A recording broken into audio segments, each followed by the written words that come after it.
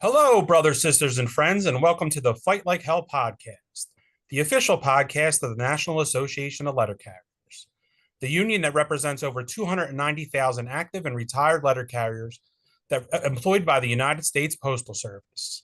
I'm Ed Morgan, and as always, our national president, Brian Renfro. Hey, Brian, how are you? Hey, Eddie, doing great. Glad to be back for another episode. Yeah, we got an interesting one today. We'll get in that in a minute. So last week you told us you were going to be in Stamford, Connecticut, Branch 60, for their old timers event. How did that go? It was great Thursday night. Really a branch that's got a lot of history. It's a suburb of New York City, and in 1970, after the strike started in Manhattan, they were one of the very first to jump on board. And a lot of resident officers over the years have been to that event. I had not been to it in a long time, but they are a really large group of retirees that has a great time when they get together, and it was just a fantastic event. It was really my pleasure to be there with them. Retired letter carriers have a really special place in my heart. I'm the son of a retired letter carrier, and it's always great to see our retirees. They just, have always meant and continue to mean so much to our union, which is a little bit unique among unions. Yeah. And then following in that week, you went to the Minnesota State Convention. Where was that held at? Yeah, it was up in northern Minnesota at a place called Cohasset. So beautiful place, especially this time of year. Our Minnesota folks have always had their conventions at places like that, and this was just a great convention. I was happy to be there with them and be able to spend a few hours talking about primarily the legislative and political challenges. That's the reason our state associations exist in our Constitution, and it's just so encouraged by the response and the hard work that was being done there. So it was great to be with our brothers and sisters in Minnesota. They've only had 3 feet of snow so far this fall, so that's good. Yeah, it was funny. I got there, and the leaves are not only changing colors there; they're almost all off the trees already. But it was nice and warm when I was there. Nice. So what do you have coming up this week? Yeah, this weekend, your home state, Pennsylvania, has their state convention. So looking forward to that. We're recording this on Thursday. I'm actually going to head there later tonight and have a really good convention day, I'm sure, tomorrow. And then I think Saturday morning, they're having a rally, a Fight Like Hell rally about the crime and, promoting the Protect Our Letter Carriers Act. So, State President Paul Rozzi is one of my oldest friends in the NALC and just does a phenomenal job, as he has for many, many years. And, Pennsylvania, look, all our states are important, but as we see during election time, Pennsylvania is such an important state. And our people in Pennsylvania, like you, have always risen to the challenge, and they have always remained really focused on the work they need to do to help advance the union's legislative and political goals. And I'm sure that'll be very strongly reflected, and there'll be a loud and clear message at this state convention. So I'm excited to be there. Yeah, I'm excited to go home and be a delegate to my state convention. Paul and his executive board do a great job. The branches do a great job. And shout out to Marco Santiago and his home branch of Lancaster. If you say Lancaster, they get mad at you. So yeah, Lancaster. Yeah, Mm-hmm. it'll be a good convention. I'm excited Indeed. to go back and see my friends. For sure. Yep. Okay. So this episode, we're going to be talking about the rank and file committees that you have ready. We started for collective bargaining, and we're going to have on a special executive assistant, Doug Lape, and then we're going to have the first of 3 of our roundtable discussions with some of the rank and file committee members that were at the Maritime Institute for that week long of meetings. You want to talk a little bit about that before we start? Yeah, we're so excited about this. This is the rank and file bargaining committees is a new thing, at least in this sort of structured way that we did it starting a couple weeks ago.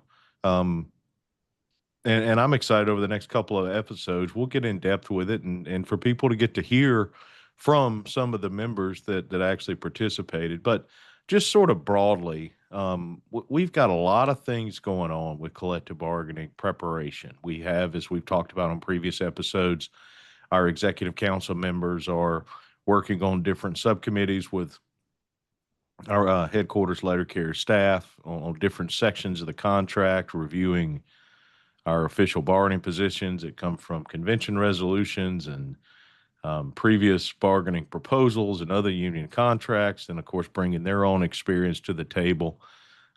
We are in the process of developing some surveys that'll be available to all of our active members to fill out and submit, so they're able to provide their input. We've got a national rap session coming up in November that I'm sure we'll talk about here in the pretty near future on the podcast, which will be a great opportunity for our branch and state leaders to come together and have discussions about bargaining. But we wanted to really go a step further in terms of involving members. And when we say rank and file, we're talking about members that are not members of the NALC Executive Council. And, while any opportunity we have in conversations such as, the events I attend, the things that come out at branch meetings that are passed along, we wanted to get a group together that would be very diverse in terms of the members they represent, the perspectives they bring, different parts of the country, different size offices, different branches, and really allow them to go in depth and provide their input on topics for bargaining, prioritizing certain things and so on and so forth. And we'll get in depth with Doug about that process, and then you'll get to hear, starting with this episode, from some of the branch leaders that were involved. And then over the next couple of episodes, you'll hear from even more. But just generally speaking, we really put these people to work and set up a structure for them where, they could produce a product that was, genuinely discussed, debated, that they were able to kind of get to a consensus among their group and among a group, as I said, that represented so many perspectives. So we're so excited about what they put together.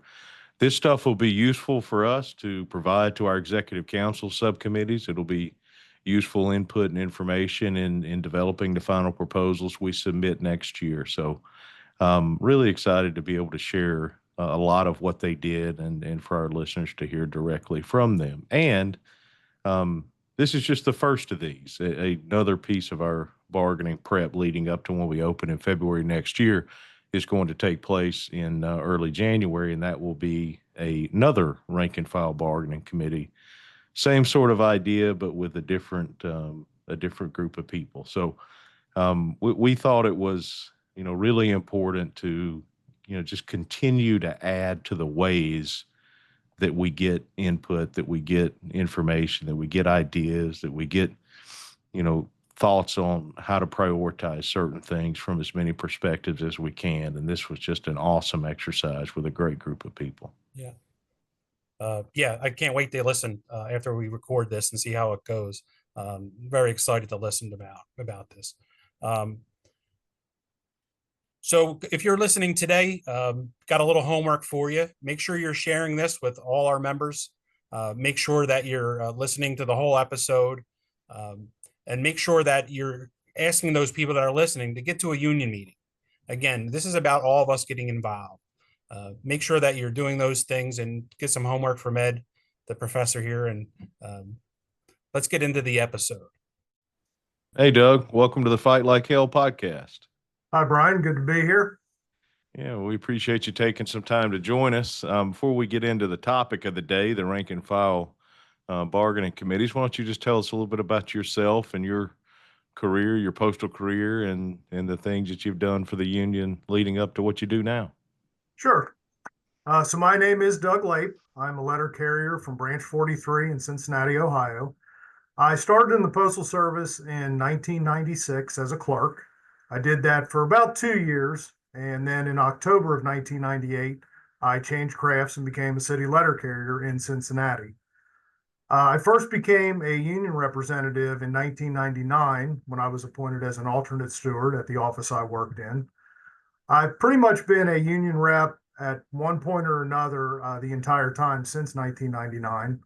I held various positions in my local branch. I was a shop steward. I was a Formal A representative, was an arbitration advocate. Eventually ended up as the vice president of Branch 43, a position I held from 2011 until August of 2017, when I was appointed as an assistant to the president for city delivery at NALC headquarters. I worked in that capacity until December of 2022, when I became a special assistant to the president, which is my current role. At headquarters, I've done a lot of different things, worked on a lot of different projects. Some of the biggest ones I think that I've worked on for about 5 years, I was NALC's representative to the alternate dispute resolution process for the full-time opportunities MOU. I've also been involved in the development of the next generation delivery vehicle. I was one of the full-time NALC representatives on that committee. And here recently, for the last 2 years, I've been working on an education project that really has two parts. One, we are developing a standardized informal Step A training program. And the other is we are developing an online learning system that we will be launching hopefully right around the first of next year, about the beginning of 2026, to deliver that learning system and those modules to our members in the field. Yeah, Doug does a lot of really important work, and you pointed out several of the big projects over the years that you've worked on, including the current education project, which is really excited, and I'm sure we'll probably get in depth on in a future episode. But that's in addition to just all the day-to-day things that we do related to collective bargaining. So Doug's a huge piece of pretty much everything we do here at headquarters.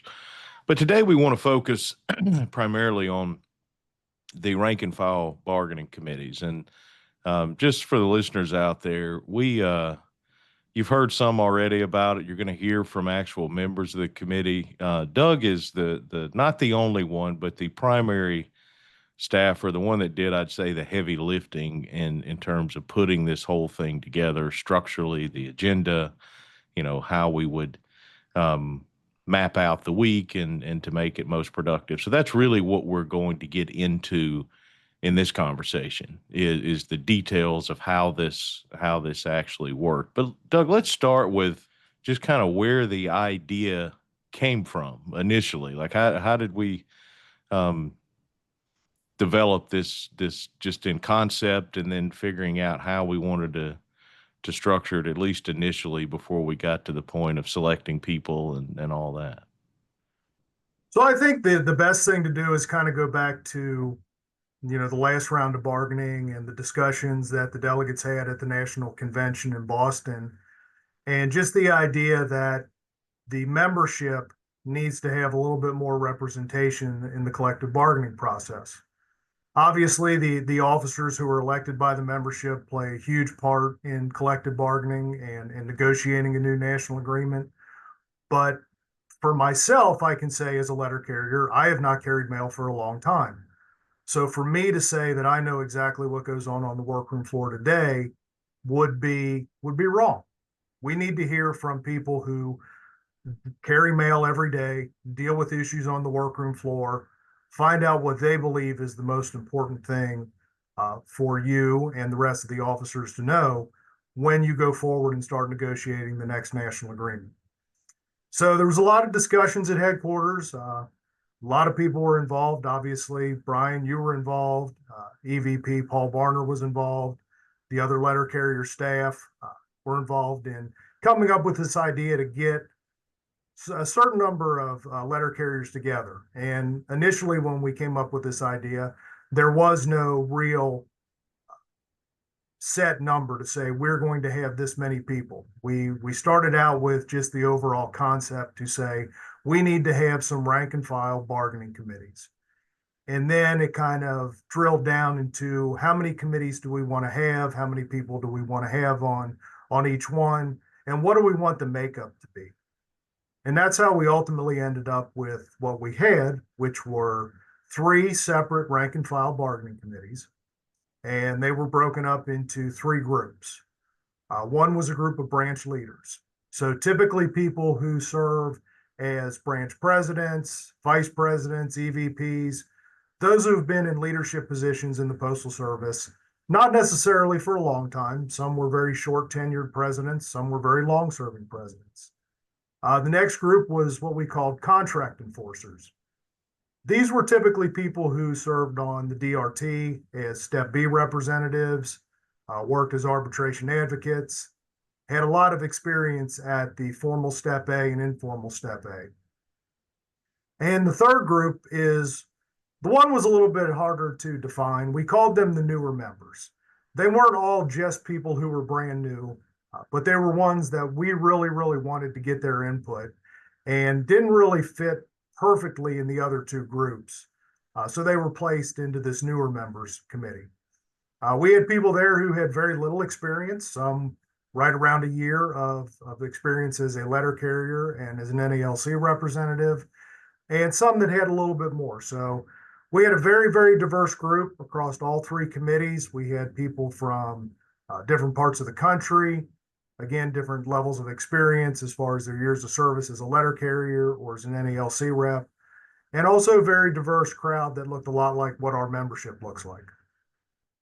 Yeah, the group that we ended up with was very representative, very diverse in terms of geographics and where they were from and their experiences and the type of offices they represent. So we were really happy with that. Before we move on and get a little deeper in the specifics, I think it's important to mention, we are making a really intentional effort here, as you said, based on a lot of the conversations at the national convention, some of the resolutions that were passed at the national convention, to involve and give opportunities to as many members as we possibly can to have input. And when we look historically, we've done that in different ways over the years, but I think what we're doing now is more comprehensive.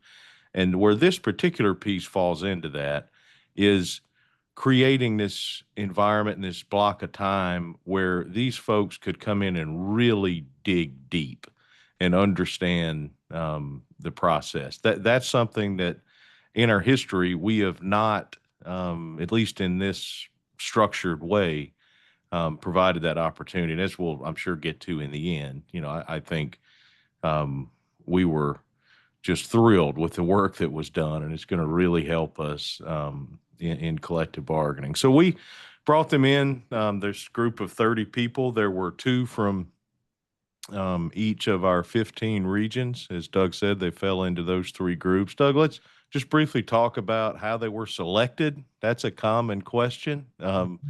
Ultimately it's up to me to make the final call, but it really was a collaborative effort. So why don't you talk about sort of what you guys did here at headquarters, and then, of course, involve the national business agents, just what that process was like. Right. So there are quite a few letter carriers that work on staff at headquarters. Just like the bargaining committee, the rank and file committees, we have a very diverse group with a lot of different levels of experience, years of service. So we all sat down and we started thinking about the people that we've had some experience with, whether it is working with them on projects at headquarters, people we knew from the field, people we had seen at things like Leadership Academy or some of the other trainings that we put on. And we came up with a list of members who we thought would be very, very valuable to the NALC to be involved in these committees.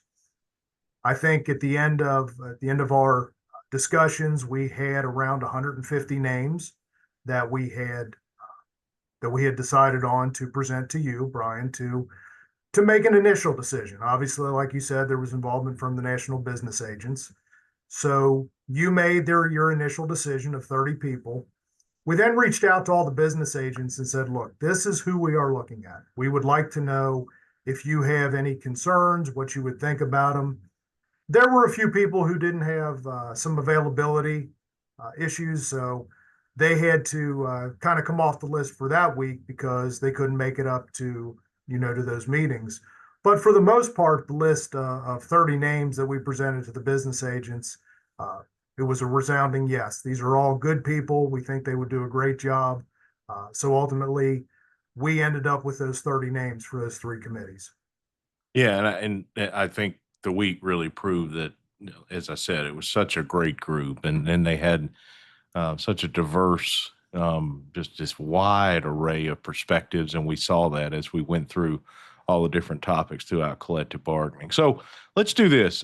First, I want you to tell us about the facility where we had this, just so people can have an idea of where this is happening, and then I think we'll just sort of go day by day, and you can tell us what they did day by day. But let's start with um, the Maritime Center. It's out near Baltimore, and we do a lot of trainings there. But why don't you describe what that location is like where this took place?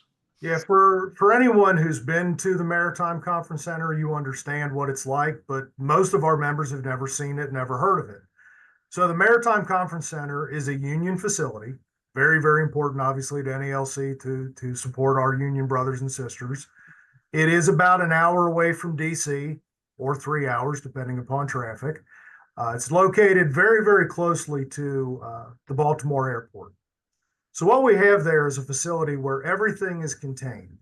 We have hotel rooms, we have meeting space, and we have food that's available to all the participants.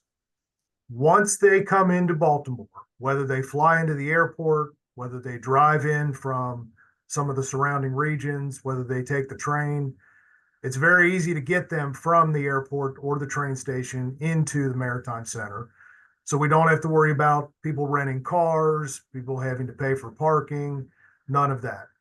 People fly into Baltimore, they get on the shuttle, they come to the Maritime.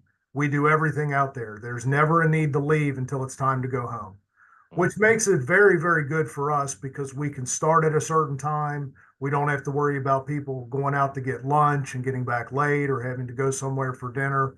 Everything is done right there in one place. Yeah, it really creates an ideal environment. We primarily use it for training, of all sorts of different types of training. And sure, a lot of those listening have attended some of the trainings that we've had there. But it's also ideal for meetings and particularly projects like this, where we can really structure things and people have an opportunity to of course, work during the normal hours and the schedule we give them to do, but also, they end up spending a lot of time together after hours at dinner and so on. And as we found out this week, that discussion continues. All right, so let's just talk broadly about what our objectives were here. We were going to do this exercise for a week. What is it that we wanted to get out of it? What did we want these people to produce? And then we'll get into the details day by day. Okay.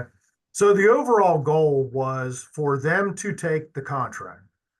That's the whole subject of collective bargaining is the national agreement. We wanted them to take the national agreement, break it down by the articles, and give us ideas of what they would like to see. Tell us what type of language, what type of proposals, whatever you want to call it. Give us some idea of what changes you think need to be made to the national agreement based on your experience as a letter carrier, your experience as a union representative, and what you hear from other letter carriers on the workroom floor.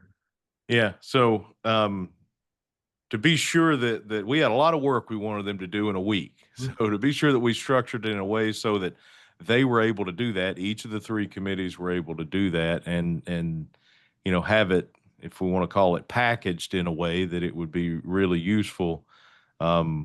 We were very careful. I know you and our other staff here did a lot of work on the schedule. So why don't you give us sort of an overview? I know we started on a Sunday night. Just give us a little overview of the week, and then we'll maybe go through a couple of the specifics in terms of topics and things like that. Okay. So as you said, we started on Sunday. You came out, you gave an introduction to the members in attendance about collective bargaining. gave some of your background and your history and all the national agreements that you've been, a part of, all the negotiations. And then we started working with them on Monday morning. So we got them all together. Everybody did an introduction, so everybody that was there would be able to know who they were going to be working with. We gave an explanation of what the teams were, what each committee was made up of, where they would be meeting, just the overall logistics of how this was going to work. We explained to them what their role was. What did we want out of them? Because that was one of the biggest questions we received, both before people showed up and Sunday before your meeting, and even Monday morning before we got together. They all wanted to know, why are we here? Mm-hmm. So that was the main goal in the first session on Monday morning, was to explain to them what we were looking for and the process of how we wanted them to give us that information. So before I guess we get into what happened on each day, I can go a little bit through of what each committee's responsibility was. And obviously we can talk a little bit more and the structure of each, right. The structure of each committee with the chair right. and the secretary and so on. Right. So each committee was required to have a chair and a secretary. Now, they did have specific roles, and I'll get into that in a second, but just give you a little explanation about how they were selected.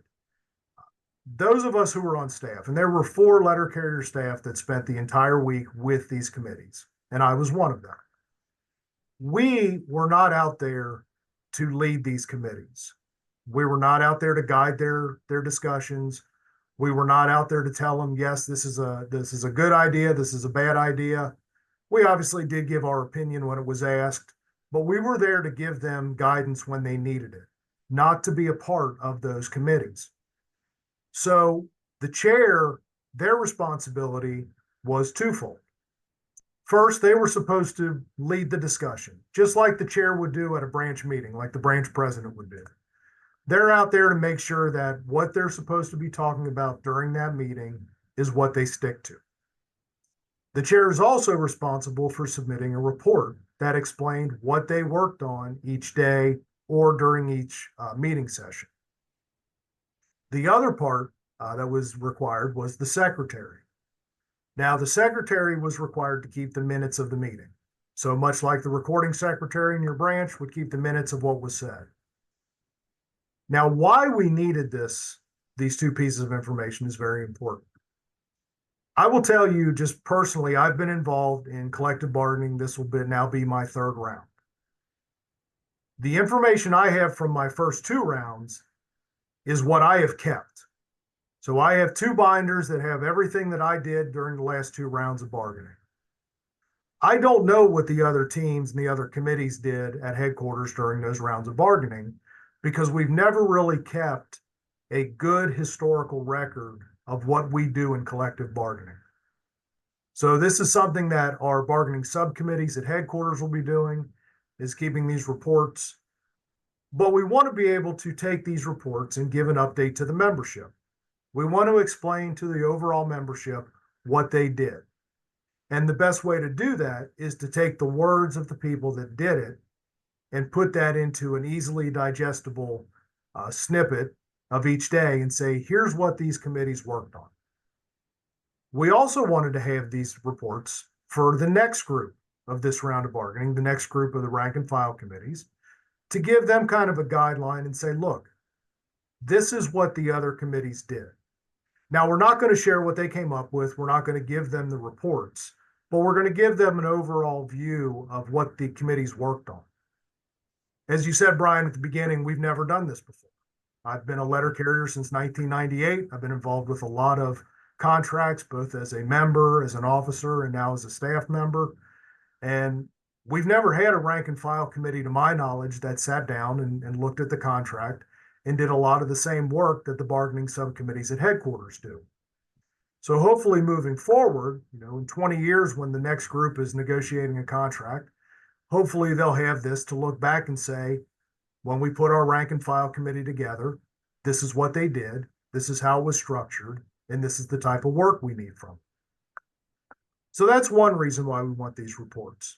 The other reason is we want to share these with the bargaining subcommittees, made up of the officers and the other headquarters staff. So they know what these rank and file committees worked on. What were their discussions? What did they do? And it's more important to actually have the reports and the minutes from those meetings to tell these bargaining subcommittees what was done than just an idea sheet. As they came up with their ideas, these rank and file committees, what they did was they put them on a sheet that said, here's our idea. We think this part of the contract needs to change, and this is how we think it needs to change. But when you're looking at something, it's a little more important to know what the discussions were that led to that idea than just to know what the idea was at the end of the discussion. It's good to know the positions that everybody on that rank and file committee had. It's good to know if they had complete agreement at the beginning or if they had to have some discussions and then, make some decisions and say, this is what our idea is going to be. So each of the committees was required to do this. We left it up to them how they would select their chair. Some of the rank and file committees had one chair per day. Some of them had a different chair for the subject. Same with the secretary. Some of them, they did it by day. Some they did it by session. We really left it up to them because we wanted them to come to the agreement of what was best for that specific committee and not us just tell them, this is how you're going to do it. Yeah, and you kind of mentioned this, but just for the listeners out there, as Doug said, we have over the years used bargaining subcommittees of executive council members in different ways, but what we have not done over the years is had a consistent way of documenting those discussions. Certainly each of the committees in years past has, had their own notes and things like that, but no consistency. So really what this rank and file group did, the process Doug just explained, the subcommittees of the executive council that will benefit from what the rank and file group did, they are doing essentially the same thing as far as tracking, their meetings in progress and in a consistent format that makes it easy to put together, which is honestly, it is as much for future use down the road in future rounds of bargaining as it is in this round of bargaining. So in many, many ways, what this rank and file committee did over the course of this week mirrors what our executive council bargaining subcommittees are doing. And that way of tracking information is one of the things that that was effectively the same process. We gave them a lot of information, Doug, to review and sort of digest that also mirrors what the executive council subcommittees do. So why don't you get into that a little bit? So really there was three pieces of information that was crucial for each of these rank and file committees. First, obviously, is the bargaining resolutions. So the resolutions that have been passed at our national convention since 1970, which are the official bargaining positions of the NALC, is the most important information that they need to review. Because we are going to draft proposals, whether it's ideas from rank and file or bargaining proposals from the bargaining subcommittees at headquarters. The proposals are going to be drafted based on the will of the membership from those conventions. So they had to review those for each of the subjects that they were tasked with reviewing. The second piece is obviously our national agreement. You have to have the current language if you have any idea of what you want to change in the next round. And the third piece was the other union contracts. A lot of our ideas for bargaining, whether they come from the resolutions or ideas that the bargaining subcommittees come up with, derived from other union contracts. So the APWU, the Postal Mail Handlers, the National Rural Letter Carriers Association, they had access to all of their current national agreements so they could see what language was in there to see if there was anything that we might want to adopt for our national agreement. Yeah. Or to sometimes it's not necessarily a copycat thing as much as it can be just triggering an idea, about how so we could adapt something to our craft. And obviously our brothers and sisters in those other unions have done that with our contract over the years quite a bit too. So Monday morning, you guys went deep in the process with them, and then really Monday afternoon and all day Tuesday, Wednesday, and then Thursday morning, the committees just spent these different periods on different topics. The way we divided the contract up for them. So over the course of those 3 days, I guess it would be, they covered a lot of ground and a lot of territory and a lot of different topics. I want to hit on a little bit of what they did Thursday morning because we gave them all of let's call it work rules stuff, things that are not directly related to pay, what we term economics.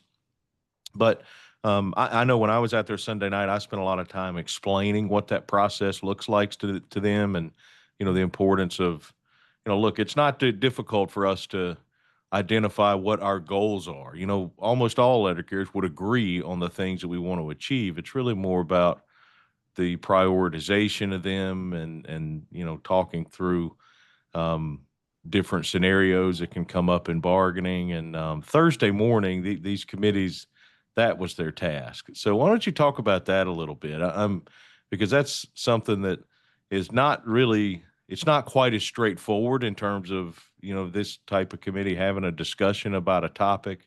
But we'll get to Thursday afternoon in a minute, but I was so impressed with, kind of the discussion they had and what they expressed that each committee came up with.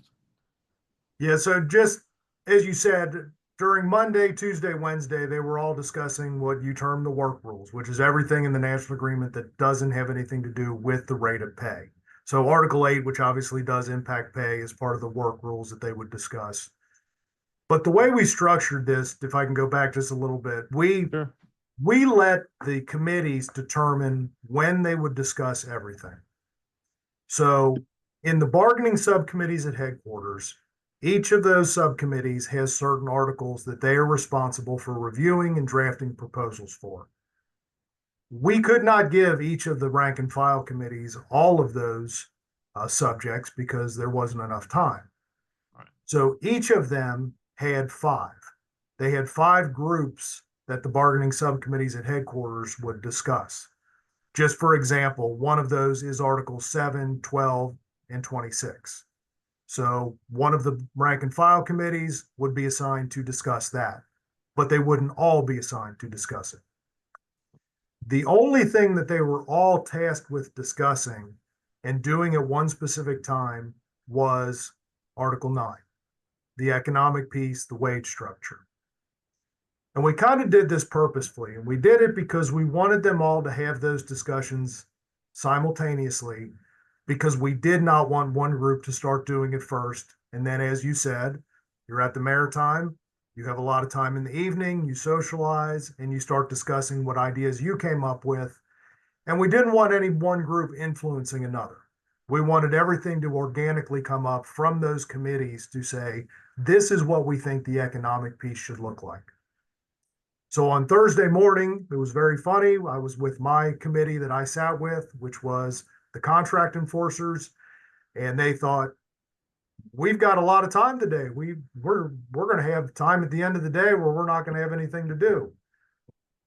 All of a sudden, it was time for the afternoon group to get back together in the main group, and they're like, well, we didn't even get to discuss everything we wanted to.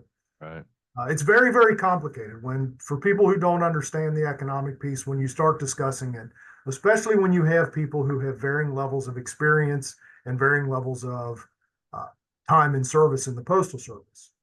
You've got people like me who are at top step on table 1. You have people in the room who are on table 2 in the middle. You have some who had prior TE time, some who did not have TE time, some who started as PTFs and never served as CCAs at all, even though they're on table 2, because they're in an all-career workforce installation. So it was great hearing all of the different perspectives and what everybody thought was important. Obviously, I think everybody has the same importance, and that is increasing our pay. Across the board, every single member, 30 for 30, if you ask them, would say that is the number one priority. But hearing how they think we should get there, and hearing how they think it should be applied across all letter carriers was probably the best part of the discussion.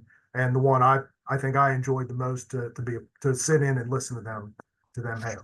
I couldn't agree more. And there were, and when you look at the economic structure historically, that there are of course things that have basically an equivalent impact across all letter carriers. General wage increases, for example, are one of those.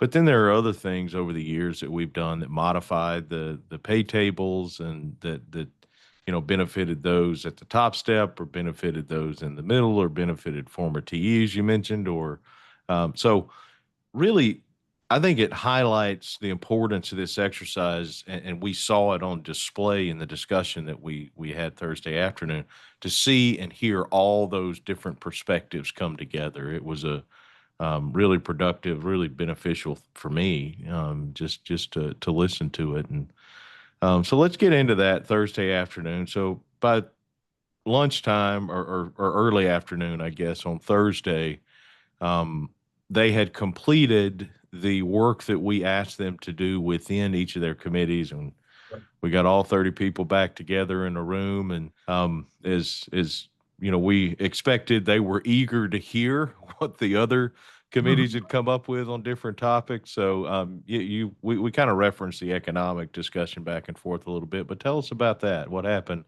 Thursday afternoon? Because I thought it was a really special thing to have the opportunity to listen to and to witness. So, as you kind of mentioned a little bit earlier, there was a lot of planning that went into this, but as with anything that you do for the first time, your plans sometimes are wrong. Mm-hmm. Our original plan was, when we got them together in the afternoon on Thursday, is we were going to show the entire group what each committee came up with.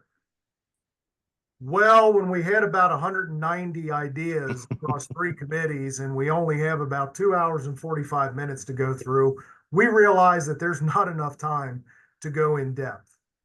So what we asked each committee to do was to rank their top 10, which they did. And that was a great discussion too. I was with the contract enforcers, and they went through and they voted on what they thought were their top 10, and came out with their consensus and said, okay, here's our top 10. We didn't ask them to rank them 1 through 10 because just the time limit to do that would have been a little bit more than we had. But when we got them all back together, we showed the entire group, all 30 people, what each group's top 10 was. And then we asked each of those committees just to kind of give a little bit of an explanation. So we would put up on the screen just an idea of an Article 10 change, for example, and then they would explain what change they believe should be made, to that provision in Article 10. After that, then we got into the discussion about the economics, and we had each committee, they kind of voted on a spokesperson for the large group who would talk about what their overall economic package would look like. And they kind of went through, and again, you saw the difference of opinion. The newer members might have one opinion because the majority of them were, earlier in their careers, whereas the branch leaders and contract enforcers, most of them might have been at the end of their career, or at least at the top. I think I was the only one near the end of my career out there, but most of them were, already topped out or very near the top of Step P. So it was really, really good. They had a lot of good discussion. They came up with a lot of really, really good ideas. Won't disclose them because the group in January, we don't want to let them know too much about what they're going to talk about. But it was really, really good discussion. Yeah, it was, and I want to mention the new member committee, which I think we're all still not sure what to call it. I'm not sure newer members really represents what it is, but they were newer members than the 20 people on the other 2. So I guess that's fair. But in particular, that group during this economic discussion, they were very passionate, of course, about issues that primarily would impact in the short term those that were earlier in the pay table, or of course those that were CCAs.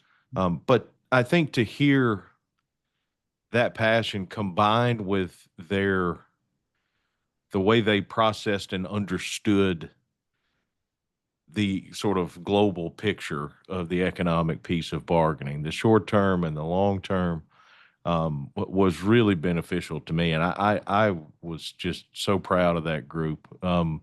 And just so, people know, on this episode, we've got a handful of guests that were on the branch leaders committee. And on future episodes, we'll have some of the people that were on the newer members committee join us. But the folks did just outstanding work. And we're excited to continue in this bargaining process. What they did is a big piece of it. And as we've talked on previous episodes, and we'll continue to talk about, there are a lot of other pieces to the preparation process that we'll do throughout the rest of this year. But you mentioned this, but we are planning probably in early 2026, probably in January, to do this again with more people. So something I just wanted to highlight, you pointed out there, we haven't really shared beyond just internally what they came up with. And that's really the reason why, is to, once we get through, there will be surveys for members. There's all sorts of opportunities for people to express, their opinions and give their input. These rank and file committees, we have a national rap session coming up. That'll be an important piece of this. It's putting all this together. But it will be important when we do this again, to ensure that just like we did with this group, we maximize the opportunity for them to produce the best ideas. And part of that is them thinking on their own and not seeing what the group did, what they did before. So going forward, we plan to do another one in January. I guess it's based on feedback. We might modify it a little bit in terms of the structure, but overall, the feedback was positive. Anytime we do any sort of training, meetings, this type of thing, we always ask for feedback of those that attended, because you want to always try to make things better. Doug is someone that works basically every single day on something to do with training. I know that's really important to you. So I want to just give you an opportunity to comment on the feedback that we got. So what we did, myself, the other staff that was out there, I didn't mention them, but I will now, Tim McKay, Michelle McQuality, and Chris Henwood. Throughout the week, we started coming up with the feedback questions that we wanted to get. And as you said, we always try to give feedback. I'm a big believer in feedback, but I'm even bigger believer in taking that feedback and adjusting to make it better. We've already been reviewing the feedback that we got. We're already looking at different ways that we can structure the week when we do the second rank and file committee. But we gave them an opportunity to tell us how we did. This was the rank and file members' chance to tell us that those of us that put this together, whether we did it right or wrong. And we tell them at the very beginning of this feedback session, if we did it wrong, you have to tell us. We're not going to get upset. We're not going to get mad. We're not going to get our feelings hurt. And if we do, so what? Doesn't matter. We want to make this better for the other members. We want to make this the best possible product that we can get, because the only thing that matters is helping the membership. Nobody's personal feelings do. So we got a lot of really good feedback. We got a lot of good comments about what we could do to make it better the next time. And we are taking that to heart, and we are getting ready for the next group in January. Yeah, and we're excited about that group. We haven't selected the people yet, but I can, assure everyone listening, there are tons of members out there that would fit this role so well. So as we begin to work through that, we will really just approach it with the same goal we had here, and that is to have as diverse a group as we possibly can in terms of their perspectives and where they come from and the type of their branches, the type of offices and members that they represent, all really to try among the 30 people to get as many different perspectives represented as we possibly can. So, well, Doug, thanks a lot for taking some time to join us. We appreciate all your hard work on this and everything else, and look forward to the next rank and file bargaining unit committee that we got slated for January. Absolutely. Thank you, Brian. So we're happy now to be joined by four leaders that participated in our rank and file bargaining committee, and we just introduce who they are, and then we're going to hear from them and let them tell you a little bit about themselves. First, from Region 2, from Branch 347 in Salem, Oregon, Valerie Castillo. From Region 8, my region, Branch 419 in Knoxville, Tennessee, James Collins. From Region 3, from Branch 11 in Chicago, Elise Foster. And from Region 9 and Branch 2225 from Decatur, Georgia, Leigh Smith. So welcome, everyone. Let's start with just letting you each of you tell us a little bit about yourself and tell us a little bit about your branch and where you're from, so we know kind of the perspective that you brought to the table in this rank and file bargaining committee. And Valerie, we'll start with you. Welcome. Hello. As you can tell, I just got home from work and didn't get time to change out of my outfit here. I'm from Salem, Oregon. We have an SNDC, a DCU, and then 7 AO offices. I'm the branch president of 310 members and also a state officer. So. Well, we appreciate the work that you did, and we're happy that that you joined us. And even if you are straight from work, one of the joys of being on Pacific time, recording with some East Coast people. Yep. All right, James. Good afternoon. My name is James Collins. I started off in San Antonio, Texas, in Branch 421 as a TE, and then I went to Knoxville to Branch 419. I've been a steward since 2015. I became the branch president 2024, and I'm the Tennessee State Vice President and a newly arbitration advocate. Yeah, and your branch has a pretty good mixture of sizes of offices, from larger ones to you've got some little small ones in the AOs too. So you pretty much have a well-rounded view in terms of what the people you represent and what you hear from our members. Yes, sir. I have 11 offices in the Knoxville installation and 8 AOs that vary in size. So cool. All right, Elise. Hi, everyone. My name is Elise Foster, and I am from Chicago, Illinois. I am the president of Branch 11 here in Chicago. I always say that. And I come from a large district. I have about 48 offices with 65 shop stewards, a very proud workforce. I have every community, every ward in the city of Chicago, Glenview, Winnetka, Evanston, Lombard, Harvey, Maywood, Westchester. So I have like 5,000 members. So I represent a large, diverse workforce here in Chicago. So I am a national AFL-CIO delegate. I started off as a shop steward in the Cecil Harvest Post Office about 31 years ago.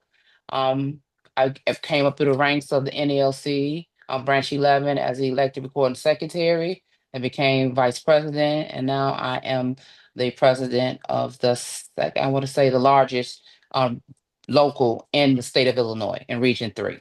Thank you.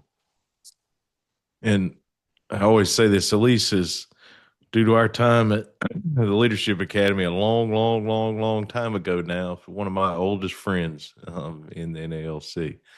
And the fourth member we have joining us is Leigh Smith from Decatur, Georgia. Leigh. Good evening, everyone. My name is Leigh Smith.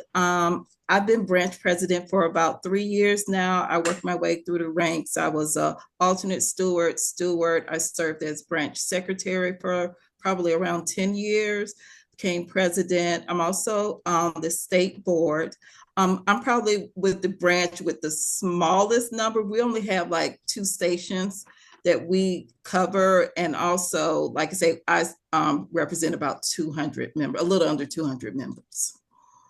Yeah, and Leigh, you also, I know this wasn't my question, but you also have done a lot of work in the Region 9 office because of your proximity there. So you've had the chance to become really familiar with the things that are happening throughout the region, haven't you? Yeah, because I worked at the office and also worked with OWCP for the region as well. Cool. So I've got a lot of questions, and for the sake of time, I'm just going to go through and ask different questions of each of you, but I think for this first one, maybe even the first couple, it might be best if I give each of you an opportunity to answer. So we've talked a lot on this podcast about these 30 people in this initial wave of the rank and file committee we put together, being number one, a very strong group, but being a group of people that brought, this really wide ranging set of perspectives to the table, and which was really important to get, the product that you guys ultimately produced, which was just phenomenal. But I am really curious, being that this is the first time we'd ever done this, at least in this structured way. And when we talked to you about coming to do this, there was kind of a general idea given, but we didn't really give a lot of details about what you would be doing, aside from you be coming for a week and helping out with collective bargaining. So I am curious, what was your expectation of what would take place or what you would do that week going in? And then, of course, we'll talk a lot about what you did during that week. So let's start with that. What were your expectations prior to arriving for the week? Elise, we'll start with you. Okay. My expectations was that I thought I was going back into the leadership academy and working all day and night. But I was relieved that it wasn't that I can say lengthy evening event. What it was about was bringing all the different groups of people together to find out what we need to do to help, I guess, the NLC bargaining committee or CAU come up with some things and hear from our members on what we wanted to see with the contract, what we wanted to see, what we can fight for, what we can ask the president as his team, that these are some of the things that our members and our branches are talking about and what they think should be changed or implemented in our contract. So I didn't know what to expect until I got there. Heard murmurs about it, but really didn't know until I got there what my expectation was, and my role was to be on this ranking committee. All I knew that I was a branch leader. That was it. Got you. Valerie, what about you? What were your expectations coming in? I really didn't have any, since I kind of didn't know what I was doing. Just got a phone call and said, "Are you free? Would you like to go to the training center and work on something to do with the contract?" So, and what was my shirt size? Yeah, that's about all we told you, I guess. James, what about you going into it? I really didn't have any expectations like Valerie. I just got a call, asked me if I was free. I was asked to go represent Region 8 and some with the committees to come up with some collective bargaining ideas. So I really didn't know, but I just wanted to come and represent my members the best way that I could. Excellent. And Leigh? For my, like I say, I think I'm with everyone else who didn't really have the expectations. I was just hoping that, we would be able to get something done, be productive. I just wanted to be heard because, like I said, we're from a smaller branch. So I was just thinking the mix. What was the mix going to be? Was everybody going to get the opportunity to be heard? And like I said, because everybody's coming here passionate about their branch and about their members. So I just was hoping that it would be a situation where we could be productive and everybody could be heard. So let's just start at the beginning of the week. Everybody traveled in, almost everybody except those that had to come from really far away, traveled in on Saturday, but everybody else traveled in on Sunday, and we got together on Sunday night, and I came out and spent a lot of time just explaining different things related to the bargaining process, and then answered some questions and that type stuff. But let's start with that Sunday night piece. With everything I shared, my intention was to be sure everybody in the room had as thorough an understanding as I could give you over the course of a couple of hours of what the process looked like going forward, kind of generally how the work that would be done that week would help with that bargaining process. So let's start there with that whole discussion on Sunday night. What did what did you learn from the things that I shared about our recent history? Was there anything new that you learned about the bargaining process? James, let's start with you. Just the general idea of how things was going to move forward. Kind of more of an in-depth look of how the committees work up at headquarters and all that, and what would be. You kind of gave us a general outline of what we would be doing for the week, so that kind of cleared up, the curiosity that we all had in the room of why we were brought up there. And then, so Monday morning, our headquarters letter carrier staff that were there, I should give them a shout out. Doug Lape, who you've heard on this episode, and Tim McKay, Michelle McQuality, and Chris Henwood, who were out there with you guys all week, I know did a fabulous job of putting everything together and structuring it. And on Monday morning, they explained in depth kind of the mechanics of how the week would work, what each of the three committees. You guys were all part of the 10 folks that were branch leaders.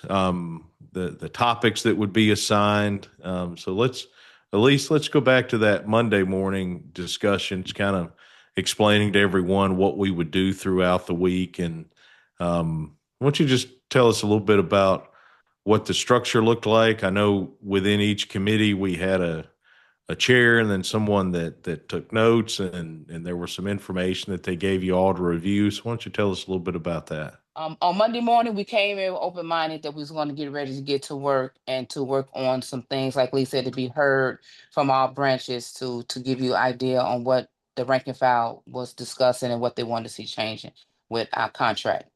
But we also had our computers out, and everything was in the computers, our work and resolutions and contracts, and the outline and the PowerPoint presentation on what our expectations was on each day to day that we had to be there.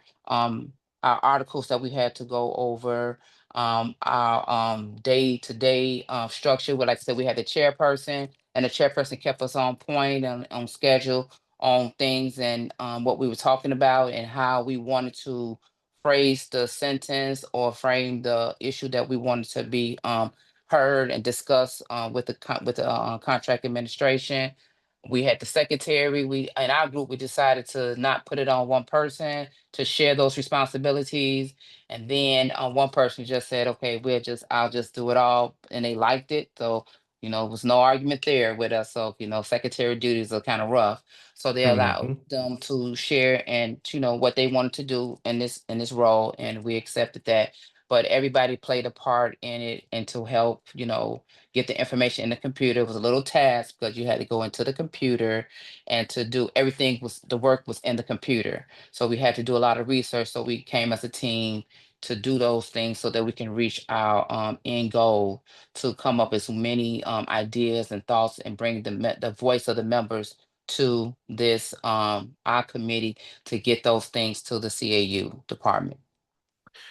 So Leigh, once you started working in the committee, so you guys, after that Monday morning, you went to the first topic. For the listeners, you've heard this on this episode already, but we divide different articles of the contract into different committees with the executive council. And we basically had this rank and file committee mirror that. So starting, Monday afternoon, you started with the first set of topics or articles. How did the committee go about its work? So after we figured out the chair and the secretary that Elise talked about, how did this actually happen? So what were like the discussions, and what did you guys do once you really got down to work? I think the respect was there because I think we all knew we were bringing our A game. And so once everybody started to get comfortable, we went right in and started tackling the hardest articles first. So, we hit the Article 8s. We did the ones where everybody had different opinions. So that kind of let everybody get more comfortable speaking up and voicing their opinions. And so that way, everybody was heard. We kind of got a flow on how we were going to approach each article. Like I said, the one thing we didn't realize is that we needed to start entering all that information in sooner instead of waiting to the end of the day. And James was great at that because he and Marta actually helped organize the entire group so that as we were discussing things, they were entering it into the computer. So we stayed on point and on task the entire time. Excellent. So I mentioned the letter carrier staff that were out there, the four of them, that really they put this all together as far as the agenda and the schedule and all that. And as you guys in your the three different groups, you and your branch leaders group, move from kind of one topic to the other. I know they were there helping out. So Valerie, why don't you tell us a little bit about their role? They were there to, help and assist and maybe guide where needed. But how did those staffers that were out there, as you guys in these committees were having discussions and working through things, what was their role? What did they do? They were there as support when we would get stuck on something. Once in a while, we'd get some back history on some of the resolutions that were there. We got a few. Oh, that's a good idea. So for the most part, they were doing their own thing. So. Good. So mainly they were there to answer questions and maybe offer some information that was helpful, but they didn't get in the way. I guess is a good way to put it. No, it was all us generating the questions and issues and things like that. James, since you were responsible for a lot of the, let's call it record keeping or, kind of ensuring that everything that was discussed and whatever decisions or if there was a consensus reached among the group, you were responsible for recording a lot of that stuff. In those discussions, were there ever any disagreements? Oh yeah, there was several throughout the days, every day pretty much, but we sit there and we respected each other. We let everybody speak and we figured it out as a team. If we did get a little bit stuck, Miss Michelle, she would throw out, like, well, how's that going to affect this person? It kind of gave us a broad idea of consider everybody, from a 25-year plus carrier down to CCA across the board. So Marta actually did most of the chair stuff, but I did assist her with it. We split it, but she mostly did most of it. But like Leigh said, we kind of got caught at the end of Monday trying to enter all that stuff. So we just came up with a system that worked and helped everything flow with all the discussions across the table in our group. Excellent. Leigh, I want to dig in one last little thing about this kind of group dynamic. So I think it's probably fair to say, based on what you guys have said and what we saw throughout the week, you would start with, as Elise mentioned, reviewing resolutions from conventions, the official bargaining positions, other union contracts. Of course, you all had your own ideas based on what you deal with every day and what you hear from your members that you brought to the table, and there would be discussions. Once your group kind of settled on an idea and said, yeah, this is something we think that we should do, or there was some consensus, what did you do with it at that point? Like, how did the group turn that into something to give us, as far as putting together that we'll talk about in a minute, that later on during the week we all as a group discussed? The one thing, once we kind of focused in on that main idea, like I said, we didn't just settle on that idea. We would still kind of refine it a little bit, because even when we were entering it, it was like, well, what about this angle? And what about this? So like I said, if somebody still wanted to revisit it or had a little more, okay, we're good with this, but what about this? We listened to it. And like I said, if it was something we thought was good and needed to be added, we added. So like I said, it was times we were like, no, or we've hit this enough, let's move on to the next one.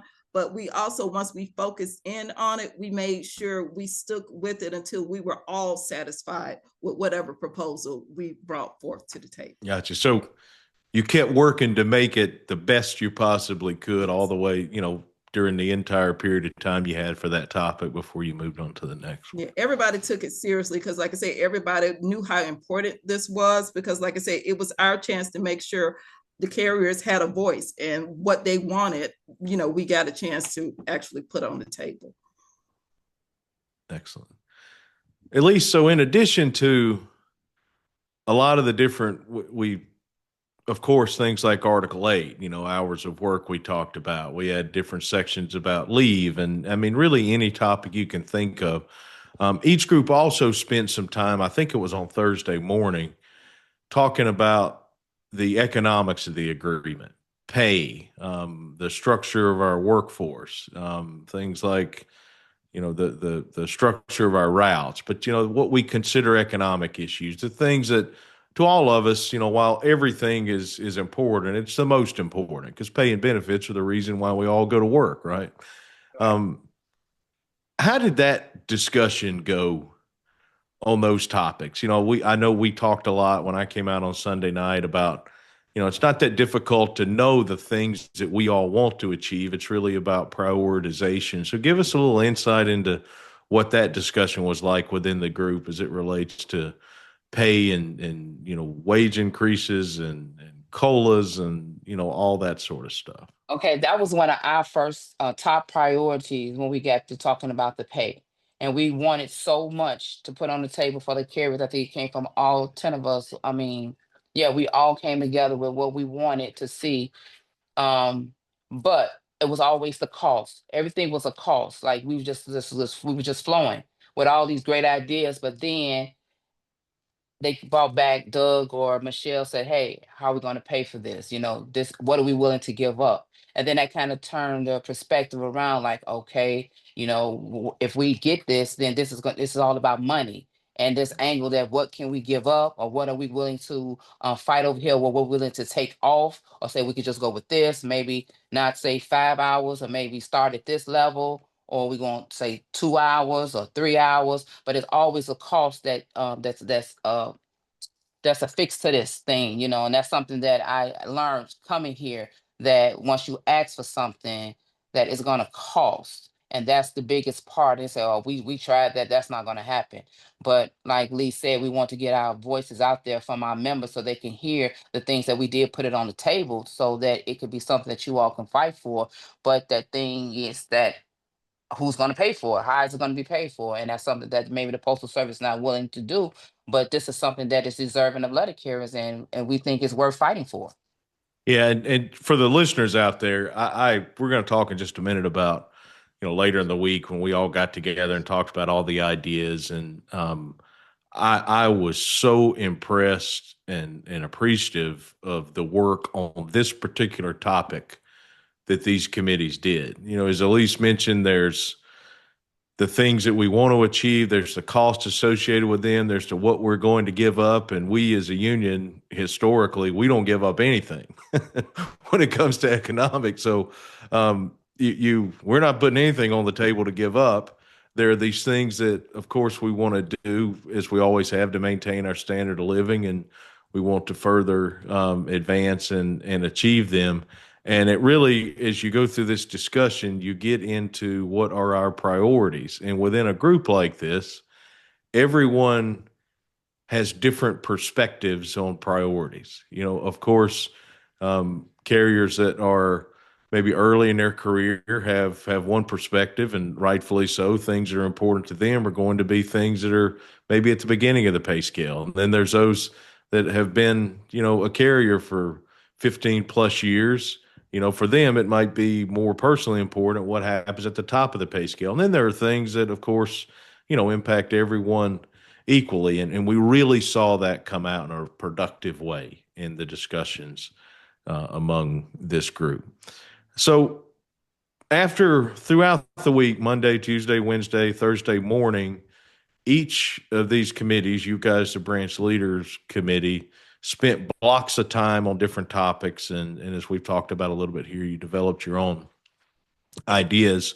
And then Thursday afternoon, we got together in a group, the whole group, all 30 of us, and started to share some of those ideas with each other. So Valerie, just give me your kind of recollection of those discussions, hearing you knew, of course, what your committee, the branch leaders, the 10 of you had come up with, but then you had the group of newer members, you had the group of folks that are, really heavy in the grievance procedure. What was that like, hearing what they came up with, and then the discussion back and forth? Describe that for us a little bit. It sounded like we all were talking about pretty much the same thing. We were just had a different way of getting there. And it was surprising because I was curious what the new members were going to say, because some of us have been around a while, And they pretty much hit on what we were trying to get at as well.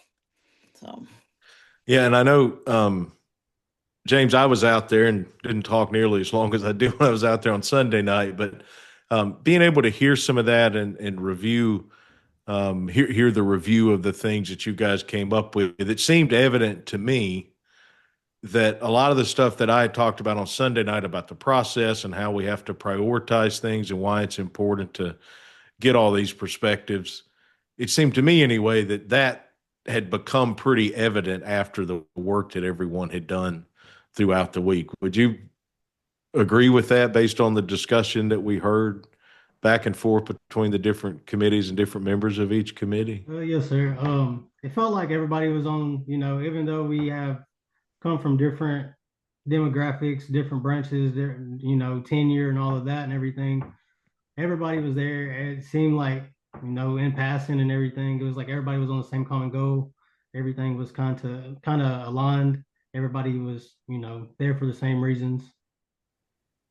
Yeah, and look, I asked that question to kind of further illustrate that what was done throughout this week and our larger collective bargaining preparation process, and this is a big piece of it, really is emblematic of what unions are all about and what so many different things we in the NALC do. I mean, from reading the processes in our Constitution to just the way you guys do things at the branch level or the state association and your bylaws.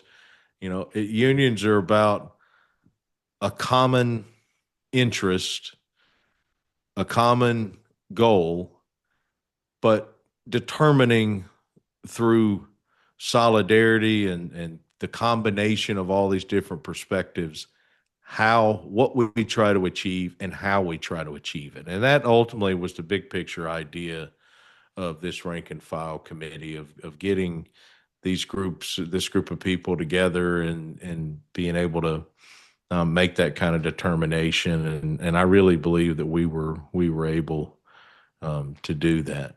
So we talked about the secretary and that you guys, Elise mentioned a computer. There's far be it from me to describe the IT side of this, but I know there was all sorts of shared drives and stuff like that set up. But you guys took the discussion and it was put into a report, so to speak. And I think Leigh, you all got a chance to review that and could see it and feel like it represents the discussions that each committee had. Is that right? I think, like I said, we were all very satisfied with what we came up with. And like I said, the format, the structure, it was good because it was easy to kind of plug in what we did. And like I said, going back and reviewing it, you could see, okay, yeah, that's what we said. We agree with it. And the shared teams, wherever everything was, we all had access to it. So we could always, even when it was updated, go back in and see what we had discussed and what we needed to discuss or what we had to go back and revisit. Great. So I only have two more questions, but for each of these questions, I think it's important to hear from all four of you. The first one, the next to last question, is I just want you to generally give us your overall view and takeaways, anything you want to share about the week that you had together. Valerie, we'll start with you on that one. I found it interesting, enlightening, and it was overall an eye-opener to how the whole process is done. I thought I kind of had an idea of how it went, and this, like I said, just opened my eyes that, okay, this is how it's done now. So. Yeah. And it's a pretty big, complicated process, isn't it? Yes. All right. James, what about you? What did you take away from the week? It just I was kind of glad and like very hopeful, not hopeful, but just excited to see, I was in the room with 9 other members that are considered branch leaders and how dedicated and committed we were to coming and letting our constituents be heard through us. And we took a lot of pride in that. And I think everybody really had an eye opening of the process. and gained a lot of experience to bring back to the membership. Cool. Elise? Brentford, I had a awesome time there. I had great experience. I learned a lot from everybody, not just the branch leaders, but everybody. But Thursday, Thursday was a pivotal point for me because those new members, they hit it in. They hit home on what they wanted to see as the future of the NLC is theirs. They're coming in and they hit on a lot of things that where I could relate to as I came into the service and how long it took me to get to career, how long it took me to get to, be a part-time flexies and with this two-tier. They were very passionate and I think I wasn't in a group, but I heard their passion and that we need to do something because we cannot keep continuing as the norm as what we have done to get to the next step, to get to career so that they can have their future and they can settle down and have the families that they want and do a lot of things that they can't do because they sit in a stagnant position of not being career and having to wait. And to talk about how they're tired, they're overworked. So those things there, I learned a lot from that and the passion from the branch leaders. And if anybody ever want to know something about a 204B, I mean, I think we hit it in our group that has to something has to change with that. We cannot have that abuse from another carrier in our craft. But I respected everybody, their position, their feelings, their thoughts, their ideas. And I think we worked overall together and to help everybody develop their ideas. If we were short on something and we couldn't kind of get it across the table, we helped them and we worked together as a team. And I just, this here is an eye opener on what you all have to do, and I get it. But I do also know that we got to get it right in some shape, form, or fashion if we're going to save our craft. So thank you.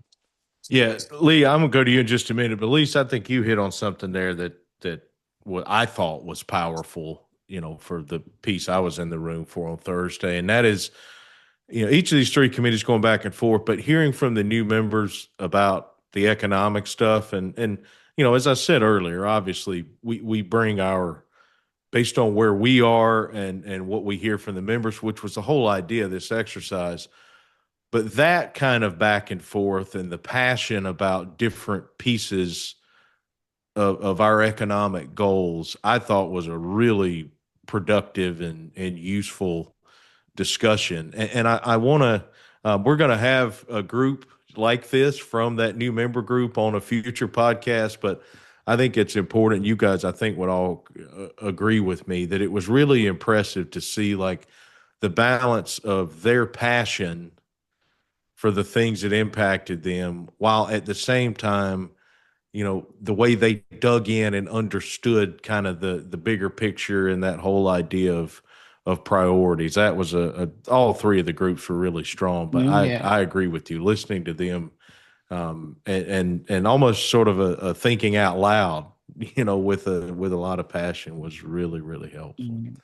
Leigh, what'd you take away from the week? Well, my most just being there and learning the process, because we think we know the process, but nobody really knew the process until we got there. I think we all come from like an advocate background. So we're all about let's fight, let's fight, let's fight. And then, like I said, we learned is this economic part of it that we have to consider while we're going for that fight. So not only learning the process, but being able to come back and then teach the members of my branch, because I know when we have our next union meeting, I'm gonna be explaining what this process is to them so they can get, and if they have questions, maybe I can answer a couple of the questions, because I think that was missing, that people didn't understand what the complete process is. And now, like I said, we have the opportunity to go back and educate our members about it. Excellent.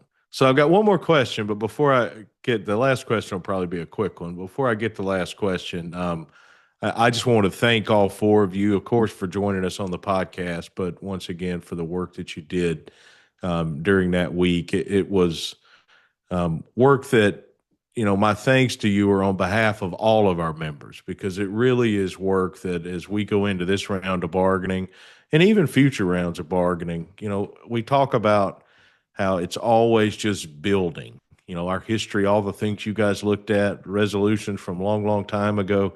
Every piece of bargaining preparation is important for this round of bargaining, but it also builds toward the future. So what you did over the course of that week really, truly will impact NALC members all over the country right now and well into the future. So thank you all for the work that you did there. This will not be the only group of rank and file members that we get together to work on a rank and file bargaining committee. We are planning to do this again as part of our preparation before we open bargaining next year. And I just want to give you the opportunity, because I'm sure there's a lot of people that are listening that might be interested in that, and more than likely the folks that would be involved in that, there's a good chance they're going to hear this. So I want to give you all the opportunity. If you were to give someone some advice that's going to be on a future rank and file bargaining committee, what would you tell them? Leigh, let's start with you. Go into it with an open mind. Don't go in thinking you know everything, because you don't. So just be open to the process and open to hearing ideas that are different than yours. And like I said, just soak in all the information you can while you're there. I think that's good advice for all of us in anything we do, isn't it? James? Pretty much stand with Leigh. You just got to go in with an open mind. You're going to hear different perspectives, because not every post office operates the same as yours. So when we came in, it was my branch, but we had to drop the my branch and say our union. So you just have to come in with, a lot of solidarity across the board and let everyone speak and hear everyone's perspective. Excellent. Well said. Elise? As we talked about this, what will we, advice that we would give to the next group that's coming in?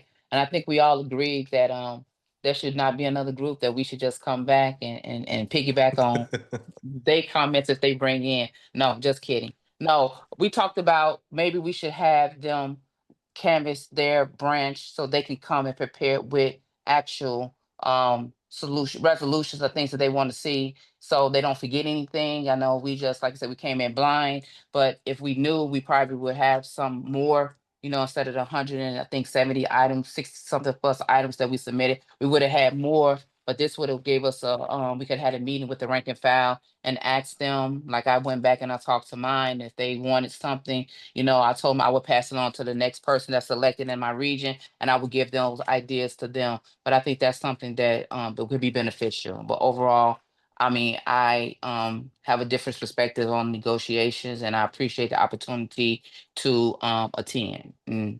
Thank you. Thank you. All right, Valerie, we'll end with you. What do I say? Well, everyone said everything about, keeping an open mind and, just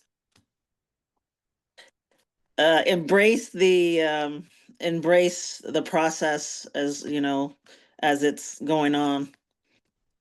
So. Great. Well, once again, thank you all for the work that you did. Look, you guys do a lot of great work for the members of NALC every single day. But this was a really unique and special opportunity. And as you all know better than I do, we had a wonderful group of 30 people that were out there, and you were all a big part of that. So thanks for joining us on the podcast.